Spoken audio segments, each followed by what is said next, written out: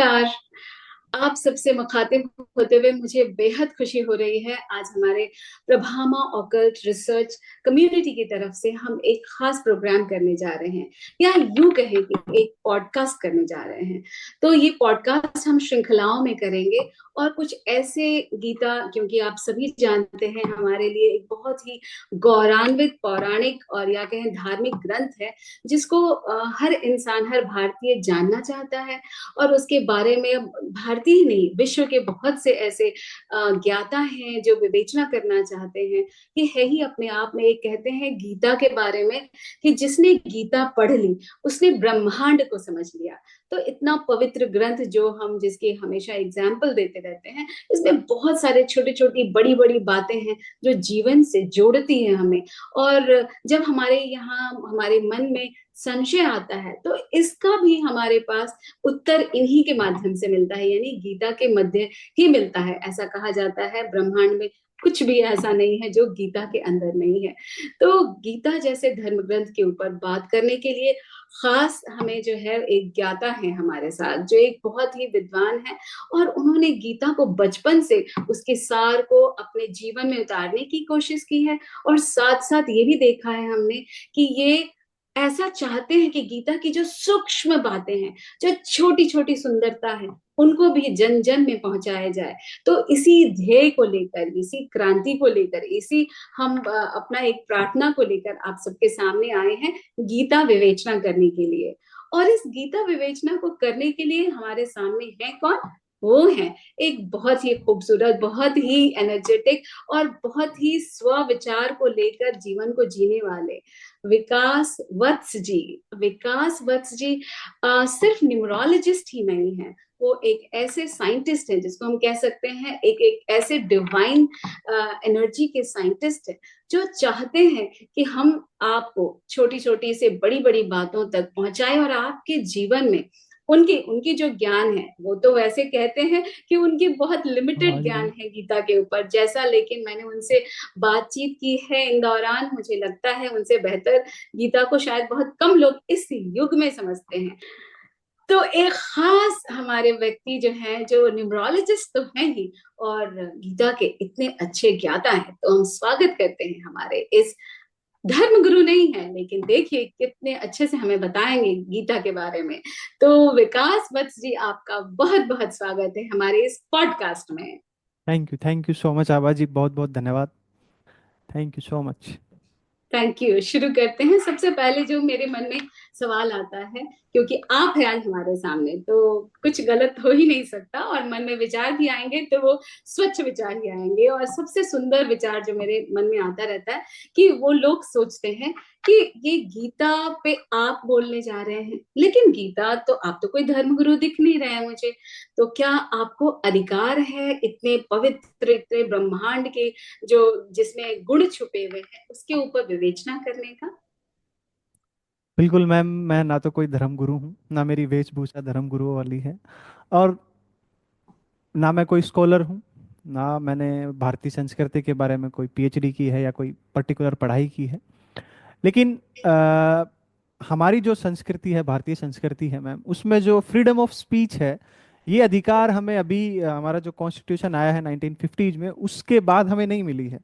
बोलने का अधिकार हमारे पास में हजारों हजार साल से, जब से हमारी संस्कृति विकसित होना शुरू हुई है, तब से हमारे पास में बोलने का अधिकार है। और हमारी संस्कृति में ये अधिकार सबको दिया जाता है, चाहे वो पढ़े लिखे हों या अनपढ़ हों, इससे कोई फर्क नहीं पड़ता। हमारे जो ग्रंथ हैं, हमारे जो वेद हैं, जो पुराण हैं, उनके ऊपर सभी को टिप्पणी करने का अधिकार हमारी संस्कृति में दिया जाता है। दूसरे संप्रदाय में, ये बात आप इसीलिए पूछ रहे हैं क्योंकि दूसरे संप्रदाय में, जैसे कि आप देखते हैं इस्लाम संप्रदाय में, जो उनकी होली बुक है कुरान, उसके ऊपर अभी तक कोई भी टिप्पणी नहीं की गई है। किसी कोई भी कितना बड़ा उनका आपका लगा लीजिए मौलाना है, चाहे वो कितना भी बड़ा मौलाना हो, लेकिन वो उसके ऊपर टिप्पणी नहीं कर सकता। चाहे आप बाइबल ले लीजिए, बाइबल में भी कितना बड़ा पोप हो, वो बाइबल के ऊपर टिप्पणी नहीं कर सकता, कि उनका कहना है कि एक बार जो लिखा गया है वो लिख चुका है। लेकिन हमारी संस्कृति में बड़ी ही खूबसूरत चीज़ है, और हमारे जो धर्म ग्रंथ हैं, हमारे जो पुराण हैं, वेद हैं, वो जो हैं, उनके ऊपर कोई भी टिप्पणी कर सकता है, और अभी तक हजारों लोगों ने टिप्पणियां की हैं और आगे भी करते रहते हैं। तो एज ए भारतीय संस्कृति के हम नागरिक हैं, तो कोई भी टिप्पणी कर सकता है, और इसी हक के साथ में मैं भी इसके ऊपर टिप्पणी करने जा रहे हैं, जैसा कि आपके साथ में हम हैं। और ये बहुत लोगों की एक तरह से मांग रही है कि विकास जी, आप विदाउट न्यूमरोलॉजी के कुछ बात ही नहीं करते हैं, तो कभी कुछ और भी बोल लिया करें। तो इसीलिए अ, हम जो है गीता के ऊपर एक बहुत ही गहन और विस्तृत चर्चा करेंगे। और दूसरा कि जैसा कि आपने कहा कि गीता के बारे में भगवान श्री कृष्ण अर्जुन से पहले ही कह चुके हैं, तो मेरे पास में ऐसा क्या है कि जो उससे अलग हो गया, उससे इत्र है, हमें क्यों बात कर लेनी चाहिए। तो देखिए मैम, ऐसा है कि चलिए हम हमारा, यही सवाल लेते हैं कि हमें गीता क्यों सुनना चाहिए, क्यों पढ़ना चाहिए, और क्यों आपसे हम इसकी चर्चा करें। पहले सुनते हैं कि क्यों गीता हमें पढ़ना चाहिए। गीता है क्या? गीता का मैम अगर आप शाब्दिक अर्थ देखते हैं, तो गीता का शाब्दिक अर्थ होता है काव्य, संवाद, कविता के रूप में है, कि भगवान ने कविता के रूप में ये अर्जुन को सुनाई थी। तो दो लोगों के बीच का संवाद है। गीता को अगर आप जो गीता जो शब्द है उसको अगर आप उल्टा करेंगे, तो उल्टा जब आप करेंगे तो उसका बनता है त्यागी। तो ये हमें एक अर्थ में त्याग की भावना सिखाती है कि त्याग करना क्यों जरूरी है, और त्याग ही कैसे हमें मनुष्य बनाता है। और गीता एक अर्थ में आप देखेंगे तो ये बहुत ही एक अनूठी यात्रा है, अद्भुत यात्रा है, जिस यात्रा पर आप खुद जाते हैं और खुद की खोज करते हैं आप, और खुद को खोज भी पाते हैं। तो इसीलिए गीता बहुत जरूरी है हमें पढ़ने के लिए, क्योंकि हर कोई अपने आप को जानना चाहता है, और अपने आप को जानने का गीता से एक अच्छा मार्ग कोई नहीं हो सकता। तो इसलिए हमें गीता को पढ़ना चाहिए। और गीता, जैसा कि आपने सुना होगा, गीता सिर्फ हमारा आध्यात्मिक विकास नहीं करती है। गीता में आप देखेंगे ये हमारा मानसिक, शारीरिक, सामाजिक, यहाँ तक हमारा आर्थिक विकास और राजनीतिक विकास करने में भी बहुत उपयोगी है। बिल्कुल। राजनीतिक के साथ साथ इसमें आपको कुछ ऐसे कंसेप्ट्स मिलेंगे जो आपको वैज्ञानिक दृष्टिकोण भी देंगे, आपका वैज्ञानिक विकास भी आप गीता आपका कर पाती है। तो गीता पढ़ना इसीलिए जरूरी है कि ये हमारा पूर्ण विकास करती है, अधूरा विकास नहीं है, पूर्ण विकास है, मानसिक से लेकर के आपका वैज्ञानिक विकास गीता करती है। तो जब एक पुस्तक हमारा इतना विकास करती है तो उसको पढ़ना जरूरी हो जाता है। बिल्कुल मैं मानती हूँ। विकास जी, जैसे हमारे शारीरिक, मानसिक और सर्वांगीण विकास के लिए हमें पढ़ना चाहिए गीता, वैसे ही विकास आप यहाँ हमारे पास हमारे इस पॉडकास्ट में है। तो मैं एक खास बात जो जानना चाहती हूँ, जो मुझे भी बहुत समय उत्सुकता होती रहती है, कि हम लोग सब गीता को बोलते हैं, पर कभी कभी ना मैंने जो देखा है बुक स्टॉल पे, या कुछ लोग मुझ तक भी पहुंचते हैं पूछते हुए, क्या आप श्रीमद् भागवत और श्रीमद् भगवत, ये दोनों में कुछ खास अंतर है क्या? आभा जी आप बताइए। तो मुझे समझ खुद नहीं आता है, क्योंकि मैं आपकी तरह गहन अध्ययन तो करती नहीं हूँ, ना किया है। लेकिन आपसे, क्योंकि आप यहाँ हैं, और मुझे लगता है इस सुंदर से सवाल का बहुत गहनता से यदि आप बता पाएंगे, तो वो विकास ही है, हमारे मानसिक विकास को आगे लेके चलिए। तो बताइए ये क्या है श्रीमद् भागवत और श्रीमद् भागवत, क्या अंतर है? मैम, आपने जनरली श्रीमद् भागवत गीता के बारे में ज़्यादा सुना होगा, क्योंकि उसके बहुत सारी कथाएं होती हैं, बहुत सारे धर्मगुरु उसके ऊपर चर्चा करते हैं।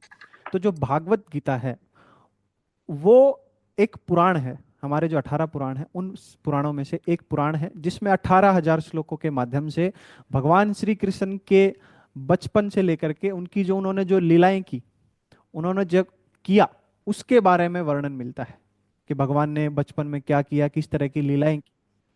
ठीक है जी।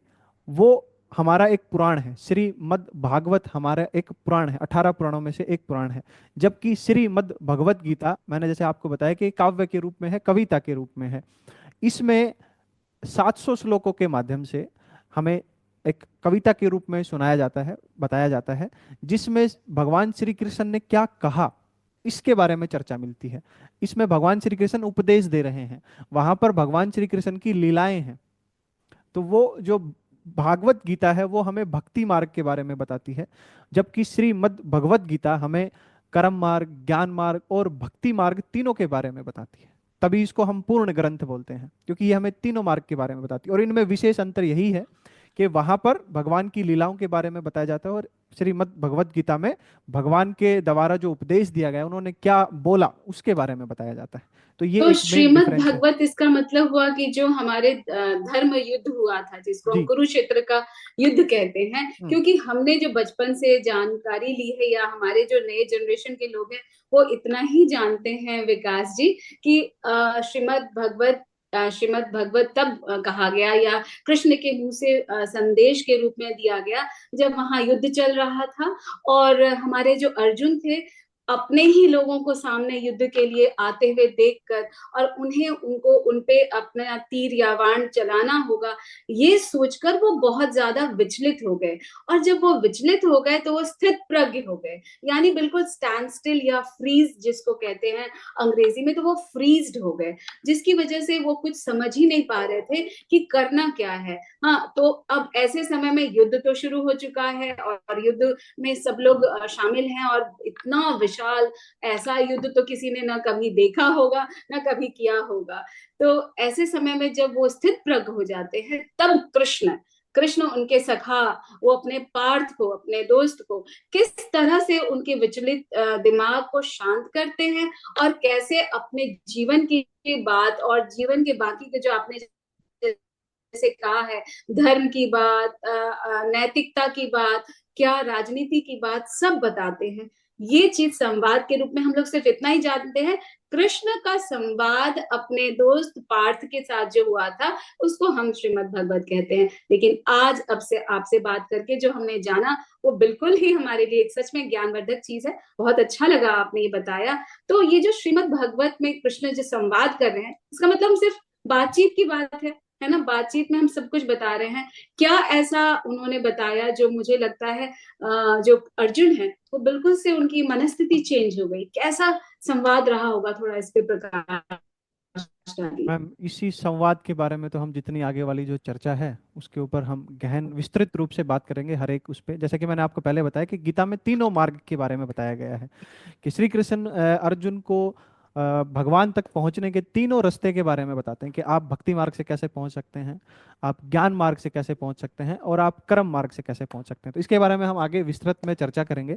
बिल्कुल, अभी संक्षेप में बताना थोड़ा सा ठीक नहीं रहेगा, तो आप थोड़ा सा जो जी है जरूर धैर्य। जरूर, हम तो चाहेंगे कि ये श्रृंखला असंख्य श्रृंखलाओं का एक बने, कड़ी बने। बहुत अच्छा, जी आपकी जी, ज्ञान भी वैसी है। गीता छोटी चीज तो है भी नहीं ना, जो बिल्कुल एक बार में बिल्कुल। हम समेट सकते हैं। तो अब एक बात बता दीजिए, जैसे ओशो का गीता, जैसे मैंने थोड़ा बहुत सरसरी निगाह से देखा, फिर हमारे महात्मा गांधी, हमारे राष्ट्रपिता बापू ने भी इस पे विवेचना की है, और पता नहीं कालांतर में कितने लोगों ने इस पे अपनी अपनी टिप्पणी की है। पर आप यदि गीता को देखते हैं तो एक किस तरह से देखते हैं कि आज किस तरह से रेलेवेंट है हमारे आज के इस जीवन में, जनजीवन के लिए गीता? देखिए मैम, गीता जो है वो असल में एक्चुअल में अगर देखा जाए तो एक सेइंग है, ऐसा कहा जाता है कि जो सबसे महत्वपूर्ण लोग होते हैं, जो सबसे ज़्यादा इंपॉर्टेंट लोग हैं, वो अपने समय से पहले पैदा होते हैं, और जो गैर महत्वपूर्ण लोग होते हैं वो अपने समय के बाद पैदा होते हैं। तो जो गीता है, ये लगा लीजिए कि जो गीता का जो अगर अभी हम प्रेजेंट की बात करें, तो आज का मनुष्य भी गीता को नहीं समझ पाएगा, ना समझ पा रहे हैं हम। आज से 400-500 साल बाद के जो लोग होंगे, जो जनरेशन होंगी, वो गीता को समझ पाएंगी। और इसीलिए मैं कह रहा हूँ कि जो महत्वपूर्ण लोग हैं वो पहले पैदा हो चुके। तो श्री कृष्ण इतने महत्वपूर्ण थे कि वो अपने समय से 5-6 हजार साल पहले पैदा होकर के जा चुके हैं। तो ये जो गीता का जो ज्ञान है, ना तो हम पीछे कोई इसको पूर्णतः समझ पाया था और इसका उपयोग कर पाया था। और क्योंकि गीता का जो ज्ञान है, वो ज्ञान आपको तब आएगा जब आपके जीवन में पूर्ण रूप से कंफर्टेबल है, आप सारी सुख सुविधाओं से लैस हैं, तब आपको गीता समझ आती है। नहीं तो आपको गीता समझ नहीं आएगी, आपको ऐसा लगेगा कि पता नहीं क्या ही इन्होंने बोल दिया। क्योंकि आने वाला जो समय है, उस समय में आप देख पा रहे हैं कि हम सब जो है सारी सुख सुविधाओं को जुटाने में लगे हुए हैं, और 300-400 साल बाद हम पूर्ण रूप से मशीनों से गिर जाएंगे, हमारे सारे काम मशीन किया करेंगी, हम सिर्फ खाली बैठेंगे। उस खाली समय के लिए है गीता। वो जो जनरेशन होगी जो बिल्कुल कंफर्ट जोन में जीती है, क्योंकि बिल्कुल कंफर्ट जोन आने के बाद आपके पास एक ही चीज बचेगी जो आपको चाहिए है, वो है पीस ऑफ माइंड।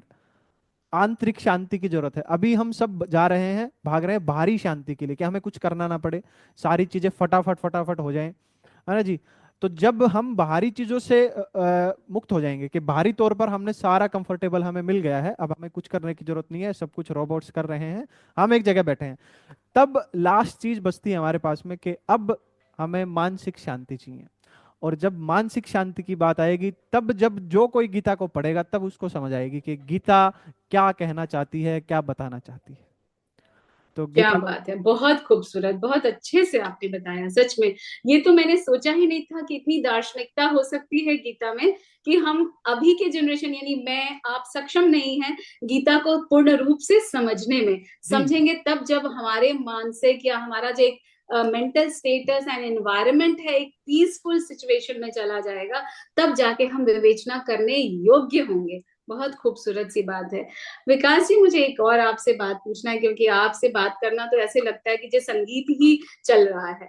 हम्म। मुझे ये मेरे मन में आता है विचार, खासकर एज ए मैं पूछ रही हूँ कि लोग कहते हैं ना, ये जो है गीता वो तो भगवान ने लिखी है, श्री कृष्ण ने लिखी है। ठीक है, श्री कृष्ण ने तो लिखी है, लेकिन किसने देखा श्री कृष्ण ने कब लिखी, कैसे लिखी, हाँ क्या माध्यम से लिखा गया। तो मेरे मन में कभी कभी विकास जी ये आता है सवाल कि जब ये भगवान के मुख से ही लिखी गई है तो फिर इसके ऊपर विवेचना ही क्यों करना, क्या बात करनी है, हमें कुछ भी नहीं कहना चाहिए क्योंकि ये तो ईश्वर ने खुद लिखा है। क्या मनस्थिति रही होगी जो कृष्ण हाथ से लिखी हुई गीता है, आपने देखा स्क्रिप्चर है, हाँ उसको ताम्रपत्र में हुआ होगा, फिर उसके बाद प्रिंट आई होगी, और अभी हम मॉडर्न वे में अपना जो भी डिजिटल मीडिया में देखते हैं, तो किसी ने तो लिखी है, इसी मनुष्य के रूप में ही आई होगी। कृष्ण आके खुद तो लिखे नहीं होंगे जहां तक मुझे लगता है। और कृष्ण भी क्या है, वो हमारे आंतरिक कॉन्शियस एंड सबकॉन्शियस माइंड की ही एक मनोवृत्ति के रूप में उसको हम रखे हैं, एक पिक्चर है हमारा। तो गीता कैसे लिखी गई होगी, श्रीमद् भगवत जो हम बात कर रहे हैं जिसकी, वो कैसे लिखी गई होगी, किसने लिखी है ये एक्चुअली? मैम देखिए, वैसे तो हमारे जितने भी वेद ग्रंथ हैं, पुराण हैं और भगवत गीता है, एच एस तो हम जो लिख के भी गए हैं वो अपना नाम नहीं छोड़ के गए कि जी हमने लिखी है। हमारे यहाँ पर एक तरह से पेटेंट लेने का जो है परंपरा नहीं रही है। हम ज्ञान हमारे भारत में रहा है और ज्ञान हम मतलब बांटते रहते हैं, और उसके पीछे कोई लिखता नहीं कि जी मैंने लिखा है। वेदों में आप पाएंगे कि किसी ने लिखा नहीं कि जी मैंने लिखा था वेद। और जबकि आप ये जो हमारी जो नॉलेज है इसको बोलते हैं कि ये लिखावट में भी नहीं थी पहले हमारे पास में, ये तो हमने सिर्फ इसको सिक्योर रखने के लिए कि सुरक्षित रहे ये नॉलेज, इसीलिए हमने इसको ताम्रपत्र पे निकाला था। नहीं तो ये सारी की सारी जो नॉलेज है ये हमारे स्मृति के रूप में रहती थी, हमारे सबकॉन्शियस माइंड में याद है, हमें यादाश्त में है, ताकि कोई मिटा भी ना पाए। क्या बात है, क्या बात है, बहुत अच्छे स्मृति में, जी, बताएं। तो स्मृति में मैम आई कैसे, इसको हम थोड़ा सा समझ लेते हैं। जैसे आपने सुना होगा कि जितने भी हमारे वेद ग्रंथ हैं या गीता है, इनको हम अपौरुषेय बोलते हैं। अपौरुषेय का मतलब होता है कि जो भगवान के मुख से प्रकट हुआ है, डायरेक्ट भगवान के मुख से आया है, तो उसको हम अपौरुषेय बोलते हैं। अब आप ये पूछेंगे जी भगवान के मुख से कैसे आई, भगवान धरती पे उतरे कि नहीं उतरे, आए तो कहाँ गए, मनुष्य के रूप में आए तो फिर वो भगवान नहीं रहे, है ना जी। देखिए इसमें ऐसा होता है मैम कि जब हम गहरे ध्यान में बैठते हैं, मतलब जब हमारे ध्यान की जो स्तर है वो बहुत गहरे में चला जाता है, तो हम हमारा जो आपका जो स्पेस है, हमारा जो ब्रह्मांड है, उसके साथ हम कनेक्ट हो जाते हैं। हमारी यानी जो हम अंतर ध्यान जब हो जाते हैं। जी बिल्कुल अंतर ध्यान हो जाते हैं, जब हमें इस शरीर की सुध नहीं रहती है, हमारी सांसें मतलब हमें जरूरत नहीं रहती है, तो हम अपने यूनिवर्स के साथ में टोटली कनेक्टेड हो जाते हैं। हालांकि अब भी कनेक्टेड हैं, लेकिन हम फील नहीं कर पा रहे हैं। जैसे कि आप अगर पेड़ को देखोगे तो आपको ये भावना नहीं आएगी कि ये पेड़ मेरे जैसा ही है, मेरा ही अलग रूप है, ऐसी अनुभूति नहीं आती। लेकिन जब हम बहुत ही गहन के ध्यान के गहरे स्तर पर जाते हैं तो हमें ऐसी अनुभूति होती है। और उस अनुभूति के अंदर हमारे जबान के ऊपर ऐसे शब्द उतरते हैं, जैसे कि आपने देखा होगा कि आप जब कोई काम कर रहे हैं तो अनायास ही आपको कोई ऐसा विचार आता है जो आपकी प्लानिंग में भी नहीं था, आपकी नॉलेज में भी नहीं था, और आप सोच भी नहीं, आपने कभी सोचा भी नहीं था कि ऐसा कुछ होने वाला है। और अगर वो पल नहीं आता तो वो चीज नहीं घटती, आपके साथ होता ही नहीं वो काम। तो जो अज्ञान है, अज्ञात है, सॉरी, अज्ञात के सहारे हमें ये सारी चीजें मिलती हैं। और अज्ञात क्या है, हमारा जो यूनिवर्स है वो जब उसके साथ में हमारा एक तन्मयता स्थापित होती है, तो हमारी जबान के ऊपर जो ऋषि मुनि जो ध्यान में बैठे, उनकी जबान पर अनायास ये शब्द जो है उतरते हैं। संस्कृत को इसीलिए बोलते हैं कि यूनिवर्स की लैंग्वेज है। वो संस्कृत भाषा उनकी जबान पर अनायास उतरती है और वो बस बोलते चले जाते हैं, बोलते चले जाते हैं। जैसा कि आपने देखा होगा कि जब लोग ऐसा बोलते हैं कि जब वो कथा सुनाने के लिए अपनी गद्दी पर बैठते हैं तो उनको कुछ नहीं आता है। वो बहुत लोग बोलते हैं मुझे कुछ नहीं आता, लेकिन जैसे ही वो गद्दी के ऊपर बैठते हैं और जब लोग उनसे सवाल पूछने लगते हैं तो वो खुद भी नहीं बता पाते कि मेरे को उस सवाल का जवाब कहाँ से आया, लेकिन वो सवाल का जवाब देते चले जाते हैं, देते चले जाते एक्चुअली, हैं। एक्चुअली बिल्कुल। वैसे ही हमारे सारे वेद पुराण ऐसे ही मतलब एक तरह से अनायास ही लोगों के मुंह से निकले हैं। इसीलिए उनका कोई लेखक नहीं है, इसलिए उनको किसी ने क्लेम नहीं किया कि ये मेरा है, क्योंकि वो उनका है ही नहीं। वो तो अनायास उनके जबान के ऊपर उतरा है। तो ये भगवान की जो हमारी जो गीता है, ये भी ऐसे ही एक किसी मनुष्य के उस पर उतरी थी।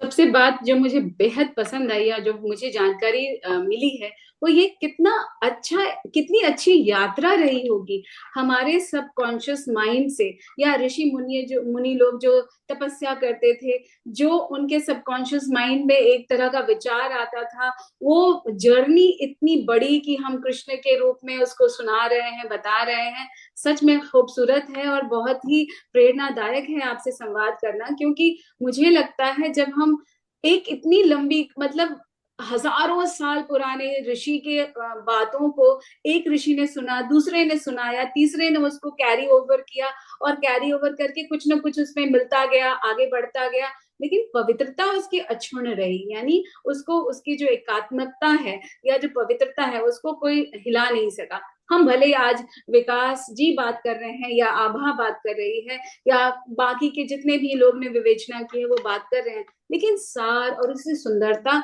वो हम लोग इतनी गहरी है कि हम चाहे हम जैसे हजार लोग भी उस पर विवेचन करें तो संपूर्ण नहीं हो पाएगा, या उसके हम खोज नहीं कर पाएंगे। सच में हमारा जो ये ग्रंथ है, ये धार्मिक बिल्कुल। ग्रंथ है, बहुत ही खूबसूरत है। इसको हम, और इस चर्चा को ऐसे ही यहाँ तो हम छोड़ेंगे और नहीं। गीता के हम बारे में मैम एक और विशेषता है कि गीता का जो ज्ञान है या कोई भी हमारे जो वेद ग्रंथ हैं, वो आप ऐसा समझ लीजिए कि जैसे जब हम आसमान को देखते हैं ना, बादल जब होते हैं आसमान में, तो हमारी जैसी मनोस्थिति होती है, जैसे हमारे भाव होते हैं, जैसे जैसे आप बादलों को देखेंगे ना, धीरे धीरे आपको ऐसा लगेगा कि जैसी पिक्चर आप अपने माइंड में बना रहे हैं वैसी वैसी वो बादल जो है ना आकृति लेते हुए जा रहे हैं।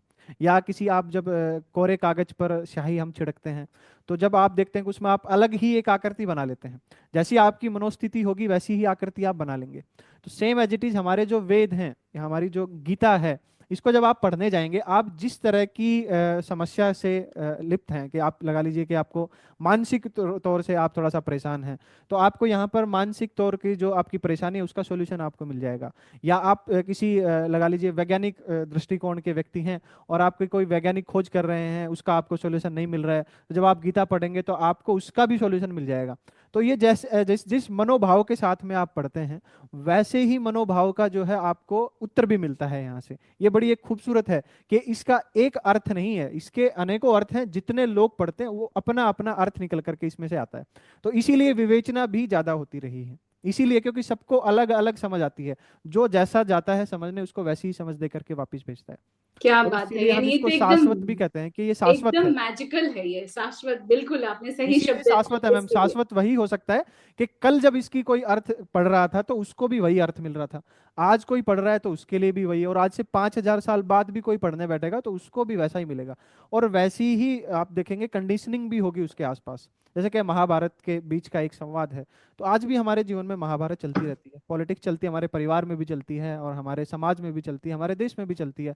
और उसी तरह की पॉलिटिक्स चलती है, उसी तरह के वाक्य, उसी तरह की परिस्थितियां आज भी बनी हुई है हमारे समाज दुनिया में, जैसी हम्म महाभारत में हमें दिखाई गई है। हम्म इसीलिए शाश्वत है। अब हम्म मैं फिर से एक बात कहना चाहूंगा कि अब हमें गीता के या महाभारत के साक्ष्य ढूंढने नहीं जाना चाहिए। साक्ष्य अगर आपको ढूंढना है तो आप अपने आसपास ढूंढिए। ये इस बात के ऊपर चर्चा होनी ही नहीं चाहिए कि जी 5,000 साल पहले या 10,000 साल पहले गीता हुई नहीं हुई, उसको छोड़ दीजिए। आज के उसमें जो लिखा हुआ है उसके साक्ष्य आप आज अपने जीवन में ढूंढेंगे, तो आपको इस बात का और तथ्य ढूंढने की जरूरत ही नहीं है, आप आज ही मान जाएंगे। क्योंकि हमारा जो आधे से ज्यादा जो समय है वो इसी बात में जाता है कि क्योंकि हमें इसको बोलते हैं मैथोलॉजी है हमारी ये, हमारी कल्पना है, कोरी कल्पना है। यानी हमें प्रूफ करने की जरूरत नहीं हाँ, है हमें जरूरत है विकास नहीं जी। प्रूफ करने की हाँ, जी। ये इस धर्म ग्रंथ को प्रूफ करने की जरूरत नहीं है। इसकी जो सार्थकता ये है, इसकी सुंदरता ये है कि इसको हम जितना गहन अध्ययन करेंगे उतने उसमें से सोने के खजाने, हीरे मोती, पन्ना निकलता जी जाएगा। जी जी और बिल्कुल। गुण तो आपके अंदर होना चाहिए, साक्ष्य तो आप हैं। साक्षी हमारे कृष्ण जरूर हैं गीता के कहने वाले, लेकिन साक्ष्य आपको बनना होगा। अपने जीवन को कैसे आगे लेकर जाएं, इसकी सुंदरता, इसके हीरे मोती के खान को हम कैसे अपने अंदर उतारे हमारे जीवन में, ताकि हम इसी की तरह, जो गीता का ज्ञान है वो सिर्फ सुख और शांति, समृद्धि और लोक कल्याण के लिए बना है, तो ये ऐसा ही आगे बढ़ता रहे, ये हमें समझने की जरूरत है। आपने बहुत सुंदर से बताया। जैसे मैंने एक और बात सुनी है विकास जी, वो ये कि कहते हैं वेद जो है, हमारे गणपति जी ने लिखा है। वेद वाक्य या वेद की जो रचना हुई थी वो गणपति ने की है, उनके मुंह से निकला वेद वाक्य। तो यहाँ गीता कृष्ण के लिए कहते हैं हम लोग। तो वेदों में भी क्या इसी तरह की चीजें हैं जो हम जानना चाहते हैं, जो गीता के और वेद में क्या हम खास अंतर देखें? वेद मैम एक तरह से हमारे लिए फार्मूला है। वेद के अंदर सभी फार्मूलाज लिखे गए हैं, सभी सूत्र हैं। जैसे कि वेदों में एक सूत्र है वसुधैव कुटुंबकम, कि पूरा कुटुंब का। पृथ्वी एक परिवार के समान है। हम्म, ये सूत्र है ये। हम्म, इसको अगर अब आप डिकोड करने जाएंगे तो अब डिकोडिंग तो श्री गणेश जी ने वो बोलते हैं कि उन्होंने अपने एक वो निकाला, उन्होंने अपना जो दांत था और उससे उन्होंने लिखना शुरू किया। हम्म। उसका तात्पर्य ये है कि मैम देखिए कितना लिखना पड़ा उनको, कलम टूट गई उनकी। क्योंकि इस बात को अगर आप डिकोड करने चलें कि वसुधैव पूरी पृथ्वी एक परिवार कैसे है, यानी कि आप उसको एक्सप्लेन करेंगे कि इकोलॉजिकली हम कैसे एक हैं, कैसे हमारा जो ऐसे आज जो क्लाइमेट चेंज पे बात होती है, अमेरिका बोलता है कि नहीं हमारे यहाँ पे जो कुछ हो रहा है उसका भारत में कोई असर नहीं पड़ता, लेकिन ऐसा नहीं है, फर्क पड़ता है। तो उसको इकोलॉजिकली कैसे हम कनेक्ट करते हैं कि हम सब एक हैं, हम एक ही यूनिट हैं। पहले ऐसा माना जाता रहा है वेस्टर्न फिलोसफी में कि पृथ्वी जो है वो एक अलग अलग हिस्से में अलग अलग प्रभाव है। प्लेट्स, हाँ प्लेट्स थे, हाँ अलग अलग है, प्लेटॉनिक्स। मतलब हमारा अमेरिका का भारत पर कोई प्रभाव नहीं पड़ता, भारत में अगर कुछ हो रहा था अमेरिका में कोई प्रभाव नहीं पड़ता। लेकिन ऐसा नहीं है, हम सब एक ऑर्गेनिक यूनिटी में रहते हैं। अगर जैसे कि हमारे एक हाथ की उंगली को अगर कुछ होता है तो पूरे शरीर को उसका संदेश मिलता है, पूरे शरीर पर इफेक्ट रहता है। वैसे ही पृथ्वी भी एक ऑर्गेनिक यूनिटी है। अगर एक किसी हिस्से में कोई अच्छी बात हो रही है तो उसका प्रभाव पूरी पृथ्वी पर रहेगा, अगर कोई बुरी बात हो रही है तो उसका प्रभाव भी पूरी पृथ्वी पर रहेगा। अब वसुदेव कुटुंबकम इस सूत्र को अगर आप डिकोड करने जाएं तो आप पूरा जीवन निकल जाएगा आपका, लेकिन आपको वो डिकोडिंग पूरी नहीं होगी। तो ये इतना विस्तृत है कि आप उसको इकोलॉजिकली, ज्योग्राफिकली हम कैसे एक हैं, इकोनॉमिकली हम कैसे एक हैं, सामाजिक रूप से हम कैसे एक हैं, मानसिक रूप से हम कैसे एक हैं, शारीरिक रूप से हम कैसे एक हैं, वो पूरा आपको डिकोड करना पड़ेगा, तभी तो आप उसको परिवार स्थापित कर पाएंगे। लेकिन हमने ये बात केवल दो अक्षर, वसुदेव कुटुंबकम, इतने में हमने देखे कितनी बड़ी बात को उन्होंने डाल दिया। तो ये सूत्र है मैम हमारे पास में, इन सूत्र की डिकोडिंग करना काम होता है, जो है गुरु होते हैं उसको उस सूत्र की डिकोडिंग करके बताते हैं। इसीलिए वेदों के बाद में उपनिषद लिखे गए। उपनिषद का मतलब ये है कि वो अपने शिष्य गुरु के साथ बैठ करके वार्तालाप करता है कि जी ऐसा क्यों है। अब गीता जो है भगवान श्री कृष्ण अगर चाहते तो एक ही लाइन में खत्म कर सकते थे कि मैं ही हूँ अहम ब्रह्मास्मि, बात खत्म हो हाँ, गई। हम ब्रह्मास्मि वो हर मैं ही हूँ जगह बस, खत्म लिखते हो हैं। गया, तू भी मैं हाँ, हूँ मैं भी तू हूँ, खत्म हो हाँ, गया बात। लेकिन हाँ। उन्होंने उसको डिकोड करके बताया बार बार बार बार। बात वो एक ही कर रहे हैं, हम्म। लेकिन उसको वो उनको सामने प्रैक्टिकली कैसे लॉजिकली उसको समझाने की कोशिश कर रहे हैं कि भक्ति मार्ग नहीं जा सकते तो ज्ञान मार्ग से जाइए, ज्ञान मार्ग नहीं कर रहे हैं तो कर्म मार्ग कीजिए, लेकिन आप कीजिए, और तीनों रास्ते जाते एक ही जगह हैं। तो विकास जी ये बताइए, जो हम देखते हैं कि रथ पे बैठ गए हैं हमारे अर्जुन जी, और कृष्ण एक बहुत ही सुंदर रूप में खड़े हैं, ज्ञानी की तरह बता रहे हैं। हाँ, तो वो जो दोनों का संवाद चलता रहता है, तो इसमें ये क्या है मैजिक की वो कितनी बार बताते हैं कृष्ण, देखो कृष्ण, अर्जुन तुमको ये करना है, तुमको ये करना है, पर फिर भी वो समझ नहीं पा रहे थे। पूरा का पूरा श्रीमद् भगवत गीता उन्होंने लिख डाली। लेकिन मुझे जो पूछना है आपसे विकास जी, वो ये कि क्या ये किसी तरह से सिंबॉलिक था, यानी कोई ये जो वार्तालाप था कि एक आदमी जो है वो आंतरिक मन है, दूसरा जो है वाय मन है, या कॉन्शियस है, ये अर्जुन कॉन्शियस है और कृष्ण सब कॉन्शियस माइंड, ऐसे करके बातचीत हो रही है। दो व्यक्ति के संवाद के रूप से उन्होंने दो धारा को बताने की कोशिश की है, कुछ ऐसा है क्या विकास जी? बिल्कुल मैम ऐसा ही है। जैसे कि आप देखेंगे जब गीता शुरू होती है, जब हम इसको पहले श्लोक को जब हम देखेंगे, वहाँ पे एक सीन दिखाया जाता है हमें कि सबसे पहले हमें धृतराष्ट्र दिखाया जाता है, और धृतराष्ट्र के साथ में संजय। वहाँ भी एक राजा है और एक सारथी है। फिर जब हम थोड़ा सा आगे चलते हैं तो फिर एक और राजा और एक सारथी दिखाया जाता है। लेकिन उस सारथी में जो संजय है और जो धृतराष्ट्र है, ये भी दोनों सारथी और राजा हैं। लेकिन अर्जुन जो और जो श्री कृष्ण है, वो भी एक सारथी और राजा हैं। ये चेतना का स्तर दिखाते हैं कि धृतराष्ट्र की जो चेतना का स्तर है, वो जैसे सवाल पूछ रहा है, वो सवाल पूछ रहा है अपने मोह माया के वश होकर के, अपनी वासना के वशीभूत होकर के। वो संजय से सवाल पूछता कि मेरे बेटों का क्या हुआ, मर गए कि जिंदा है। लेकिन वही जब हम उस सीन को चेंज करते हैं, तो अंदर जो राजा है, जो दूसरी बार जब अर्जुन का सीन जब आता है, तो वो भी राजा है। लेकिन उसके जो सवाल हैं, उसके सवाल हैं उस वो प्रोसेस को जानना चाहता है।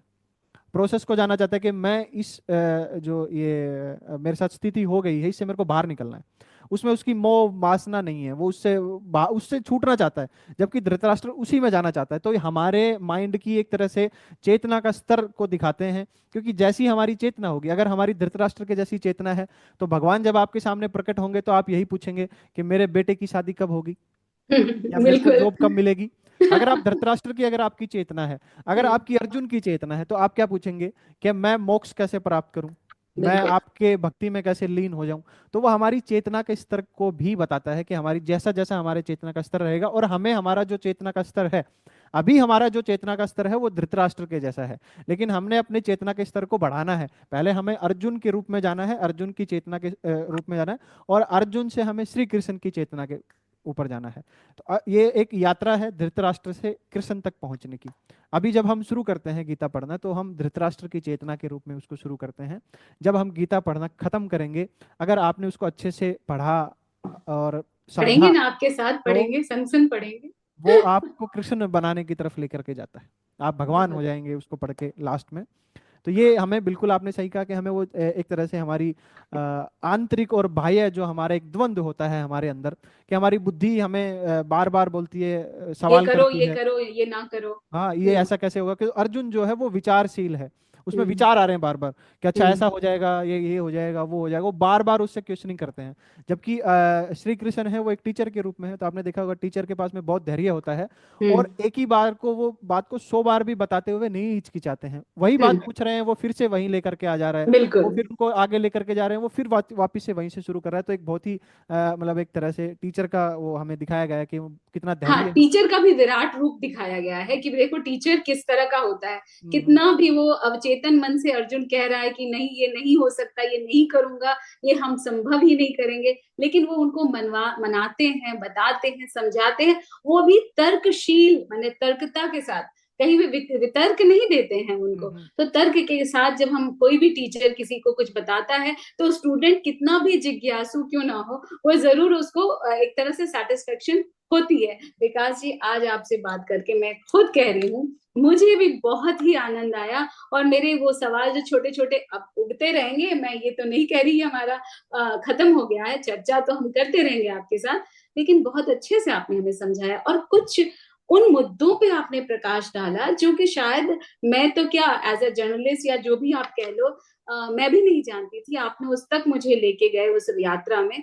तो मुझे लगता है जब हम अगली श्रृंखला में और सारी बातें, छोटी छोटी विवेचना करेंगे, तो हम ऑफ कोर्स आज के इस जनरेशन को, जो कहीं ना कहीं भटक रही है, मैं ये नहीं कहूंगी कि वो नहीं है उनके अंदर जानकारी की इच्छा, उनके अंदर जानकारी की इच्छा शायद हमारे और आपके जनरेशन के लोगों से ज्यादा है, लेकिन फिर भी वो हम धर्म से विमुख होते जा रहे हैं। अब धर्म का मतलब एक हम कैसे, क्या है, हम वही शुरू करेंगे अगली हम कड़ी में कि धर्म का मतलब क्या है, धर्म कैसे जोड़ता है हमारे गीता को, और कैसे हम आगे इस धर्म को अपने जीवन में सधर्म लेकर चलते रहें। तो आज आपके साथ मिलकर बात करके इस पॉडकास्ट में हमारे परभामा ऑकल्ट एंड रिसर्च ये कम्युनिटी की तरफ से जो ये हमने पॉडकास्ट किया, बहुत ही आनंददायक रहा। विकास जी, आपका बहुत बहुत धन्यवाद, बहुत बहुत धन्यवाद। थैंक यू सो मच, बहुत बहुत धन्यवाद मैम आपका भी।